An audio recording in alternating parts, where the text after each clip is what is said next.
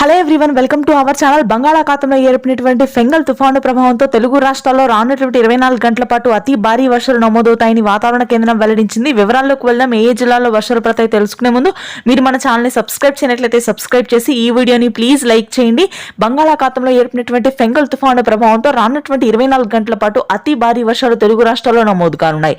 ఇప్పటికే రాయలసీమ, నెల్లూరు, ప్రకాశం జిల్లాల్లో 150 నుంచి 250 మిల్లీమీటర్ల రికార్డు స్థాయి వర్షపాతానికి లోతట్టు ప్రదేశాలన్నీ అయితే ప్రస్తుతానికి ఫెంగల్ తుఫాను తెలంగాణ అదేవిధంగా మధ్యాంధ్ర జిల్లాలకు విస్తరించింది. తెలంగాణలోని మధ్య తెలంగాణ అదేవిధంగా ఈశాన్య తెలంగాణ జిల్లాలు ఆసిఫాబాద్, మంచిర్యాల, జగిత్యాల, ఖమ్మం, భద్రాద్రి కొత్తగూడెం, మహబూబాబాద్, జనగామ, హన్మకొండ, వరంగల్, జయశంకర్ భూపాల్పల్లి, సిద్దిపేట, మేడ్చల్, యాదాద్రి, నల్గొండ, మహబూబ్ నగర్, వికారాబాద్ జిల్లాల్లో అతి భారీ వర్షాలు నమోదవుతాయని వాతావరణ కేంద్రం వెల్లడించింది. ఇకపోతే మధ్యాంధ్ర, గుంటూరు, కృష్ణా, కోనసీమ ప్రాంతాల్లో ఆకాశం మేఘావృతమై తేలికపాటి నుంచి మోస్తరు వర్షాలు నమోదవుతాయి.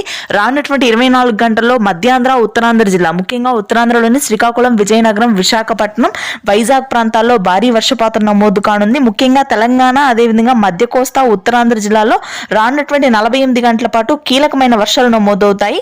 రాయలసీమ, నెల్లూరు, ప్రకాశం జిల్లా చాలా ప్రాంతాల్లో స్కూల్కి సెలవులు ప్రకటించింది వాతావరణ కేంద్రం. ఇది ప్రస్తుతానికి ఉన్న వెదర్ అప్డేట్. Thank you.